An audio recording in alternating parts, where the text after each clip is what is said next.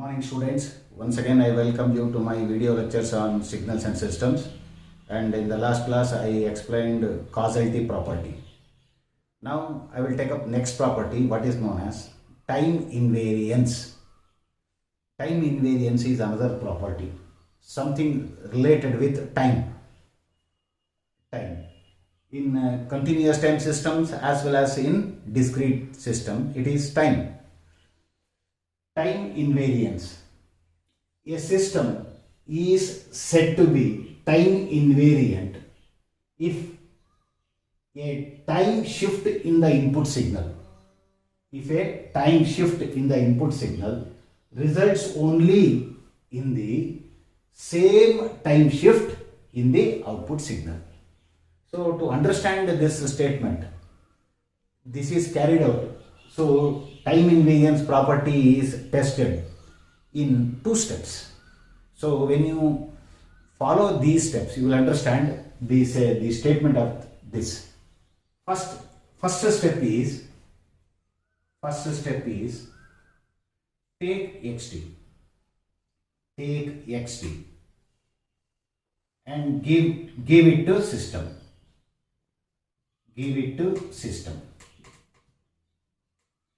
So first step, take xt is input, give it to system. So if you give it to system, what you will get? You will get output yt, because yt is equal to transformation on x of t. Now next, in the first step, you take a block of delay block. That means a block which produces delay. For example, a delay of 1 unit means t minus 1. A delay of 2 units means t minus 2. So in this way it creates a delay. It is called as delay block. Now what is the output here? The output here is, so here y of t minus t naught, delay t naught. So a block which creates a delay of t naught. So yt is given to this delay block, then it becomes y of t minus t naught. Keep it on one side. Call this as 1. Next step is second step. I will explain these steps in the problem. In the next step 2, take xt, interchange block, delay block and system block. Give it to delay block. Give it to delay of t naught units. If you give xt to this delay, what you will get? You will get x of t minus t naught.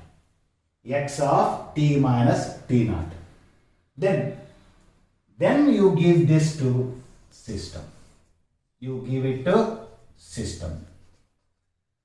If you give this to system, now whatever you get, I will call it as yd.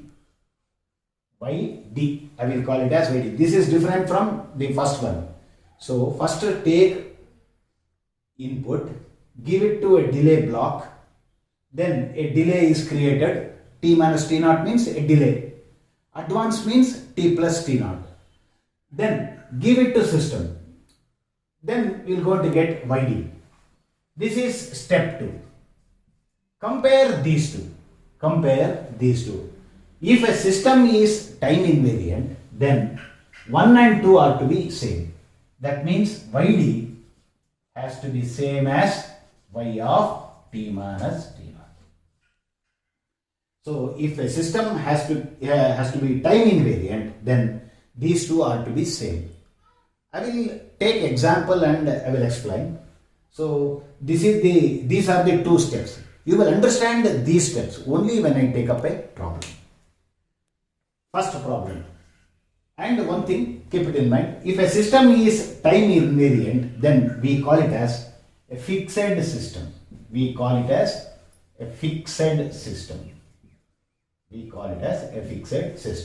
I will take one example.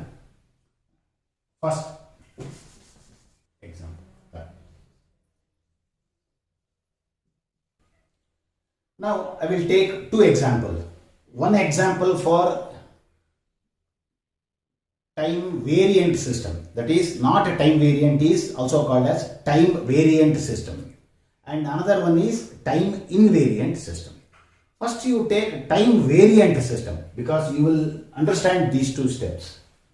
Example, y of t is equal to e power minus t x of t. So yt is equal to e power minus t xt. And one point, keep it in mind, in this expression xt is one input term, and in addition to this there are t terms also. That is very important for you to observe. So in addition to xt, so inside there is one t inside this x.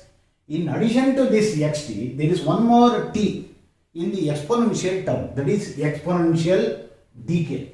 E power minus t is called exponential decay. Now, first step, if you follow the first step, wherever there is yt is given to delay of t naught produces y of t minus t naught. That means wherever you come across t, you replace it by t minus t naught because you are creating a delay. Therefore, first step, according to first step, what you will going to get? Y of t minus t naught equal to e power minus t minus t naught and x of t minus t naught. So the meaning of this is wherever t, you replace it by t minus t naught. This is first step. Second step, yd. Second step says x of t minus t naught is given to system and we are getting output. That means only x of t minus t naught